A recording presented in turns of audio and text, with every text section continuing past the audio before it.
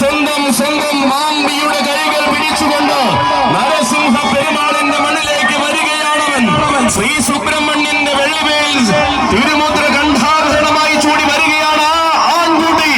തൃപ്പെരുന്ന വാഴുന്ന വീരവേലായുധന്റെ സീവേലിയെടുത്ത് ഉത്സവ മലയാളത്തിന്റെ ആഘോഷങ്ങളിലേക്ക് ചുവടുവയ്ക്കുന്നവൻ. തെക്കൻ കൊല്ലത്തിന്റെ മടിത്തട്ടിൽ നിന്ന് ഉന്നത ശ്രേണിയുടെ ഉത്തമ രാജകീയതയിലേക്ക് വലതുകാൽ വച്ചു വന്ന യുവരാജാവ്. ഐശ്വര്യം എന്ന വാക്കിന് ആന സ്വരൂപം കൊടുത്ത അതേ മറുപടി